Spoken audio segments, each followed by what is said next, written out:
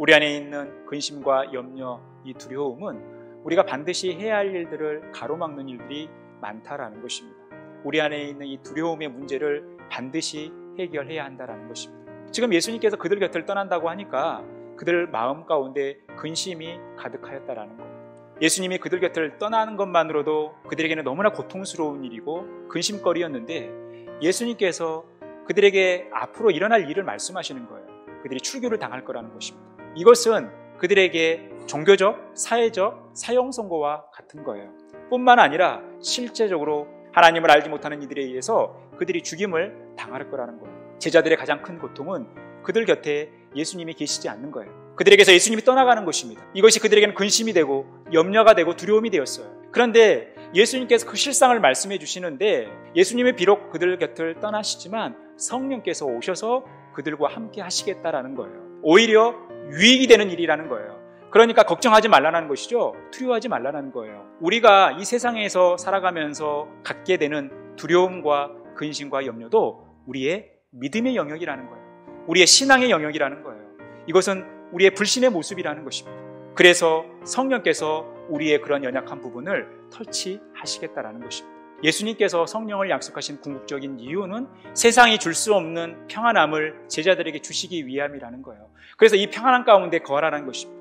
이 평안함 가운데 거할 때 환난을 당하지만 담대할 수 있다는 거예요. 그래서 어려운 일을 당한다 하더라도 담대하라는 거예요. 왜냐하면 예수님이 세상을 이기셨기 때문에 그렇다라는 거예요.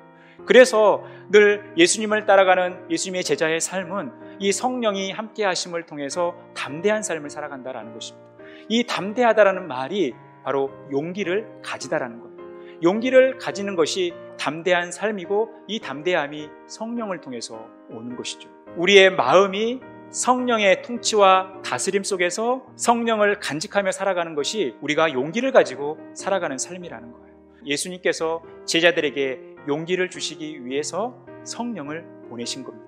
이 성령을 통해서 그들은 담대한 삶을 살게 됐다는 것입니다.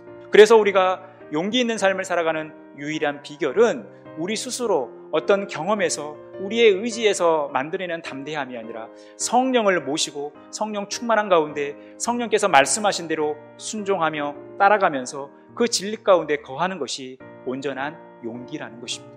우리가 이 용기를 가지고 살아가야 되는 거예요. 우리가 무엇을 하든지 하나님이 함께 하신다라는 거예요. 이 하나님이 함께 하시는 것을 믿는 사람은 담대하고 두려워하지 않는다라는 거예요. 뜨겁게 예배하고 뜨겁게 찬양하고 하나님을 사랑하며 나아가지만 생각지도 못한 시련이 우리에게 다가올 수도 있어요. 하지만 이 과정들을 통해서 우리가 철저히 하나님을 의지하고 철저히 하나님을 바라보면서 우리로 하여금 성령 충만한 삶을 살 수 있도록 주님께서 인도하신다라는 거예요. 우리가 건강한 러닝맨이 되기 위해서 우리에게 필요한 것은 성령을 소유하며 성령께서 인도하시는 대로 순종하는 삶을 통해서 나타나는 진정한 용기입니다. 이 용기를 가지고 주님을 기쁘시게 하며 주님께서 맡기신 사명 잘 감당하시고 근심과 염려가 아니라 기쁨과 감사와 감격으로 늘 주님을 사랑하며 나아가는 저와 여러분의 복된 삶이 되어지기를 간절히 축원합니다.